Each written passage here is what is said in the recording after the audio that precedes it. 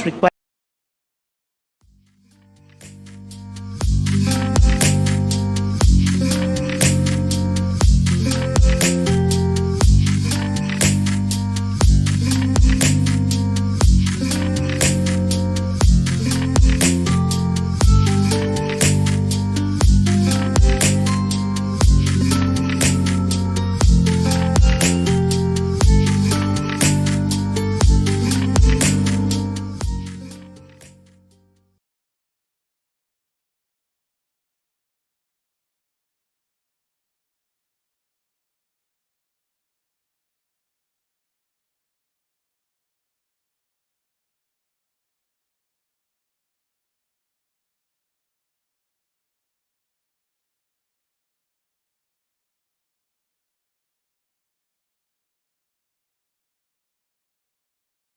I take judicial notice that in compliance with the Constitution and the County Governments Act, county assemblies have standing orders with set guidelines on public participation, and in that regard, a bill in the County Assembly, having been read for the first time, is committed to the relevant select committee, where it takes into account views and recommendations from the public and reports back to the County Assembly.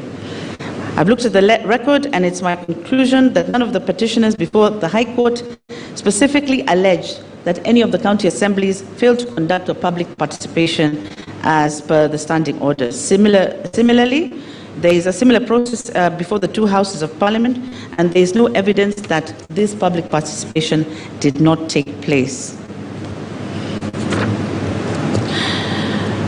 It is my finding, therefore, that there was public participation at the county level and at the House of Parliament. The final step in assessing public participation under Article 257 is at the referendum stage, but we had not reached there. Lastly, on this question of public participation, I believe it is time for the legislature to urgently provide for the parameters of public participation. I recommend it does so through a statutory enabling framework. Such legislation should provide precision and clarity on the various processes involved and address issues like mode, extent, stages, proof of public participation, funding, responsibilities of who does what and when. Does the IBC have the requisite quorum to conduct business? It is my finding that it does. And I'm sorry.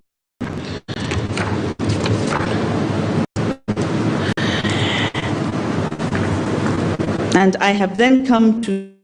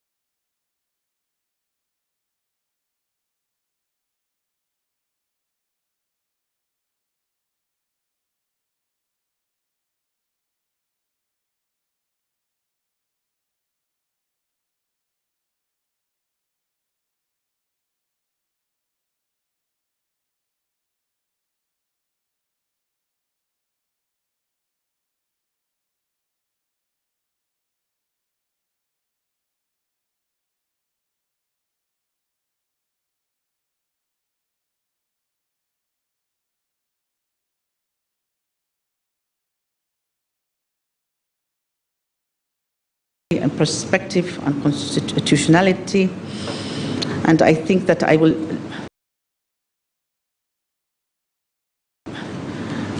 leave that for parties to read when they read my full judgment. Finally, on the last issue,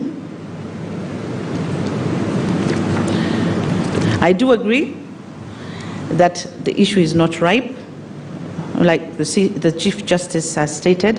However, once again, the fitness and hardship test, which I developed when I was writing issue number 2, I think does apply, and I have made findings that there can only be one question at referendum, and that the provisions of Section 49 are unconstitutional. They are unconstitutional. Thank you very much. Thank you very much, the Honorable Justice Joaquin Dongo, for rendering your opinion. It is now my pleasure to invite the Honorable Mr. Justice Wanjara to deliver his opinion.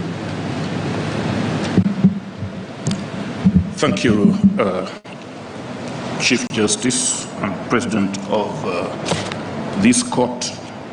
Mine is a summarized delivery of my judgment, because I know that, I expect counsel to read the judgment. But even if you don't read, I know that out there are Kenyans who will read it and contribute to the growth of jurisprudence in our country. And so I begin by also acknowledging the fact that I have perused the lead judgment by the President of the court, and I'm in agreement with how the contents of the